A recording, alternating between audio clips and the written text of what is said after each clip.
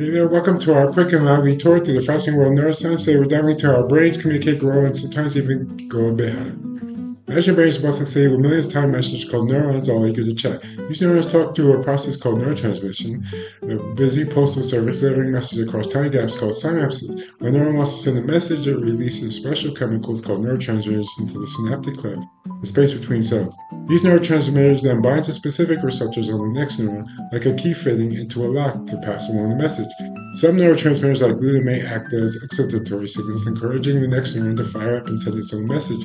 Others like gamma-aminobutyric acid calm things down, preventing overexcitation. Think of excitatory signals as the gas pedal, inhibitory signals as the brakes in your brain's traffic system.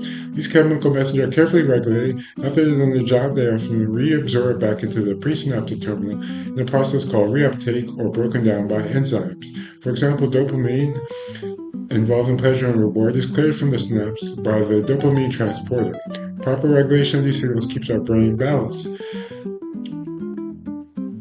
Deep inside our cells, DNA is wrapped around histone proteins forming chromatin. The way this chromatin is packaged influences which genes are turned on or off, a process governed by epigenetic regulatory mechanisms.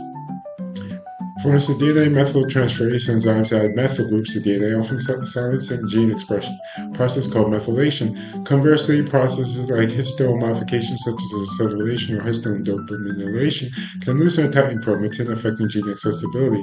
These modifications can be influenced by environmental factors, like early life stress, which involves stress hormones called glucocorticoids. MicroRNAs are tiny RNA molecules that can also regulate gene expression post-transcriptionally, fine-tuning how proteins are made. This regulation is crucial during brain development involving processes like neuroblast proliferation, where neural precursor cells divide and grow, and synaptogenesis, formation of new synapses. Neuronal migration and cellular differentiation shape the complex architecture of regions like the hippocampus, called nucleus, and nucleus accumbens, areas involving memory, movement, and reward. Signal transduction mechanisms, the brain's communication highways, allow neurotransmitter signals to lead to cellular responses.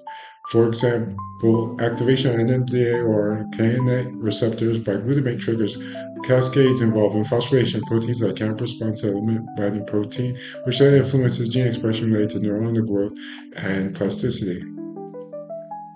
In a nutshell, brains are a complex interplay of electrical signals, chemical messenger, and genetic regulation. Next time you think about your brain, remember it's not just a meatball of neurons firing randomly, it's a finely tuned symphony of chemistry, genetics, and regulation, an incredible masterpiece of biological engineering. Thanks for joining me on this mini journey through the amazing world of neurobiology.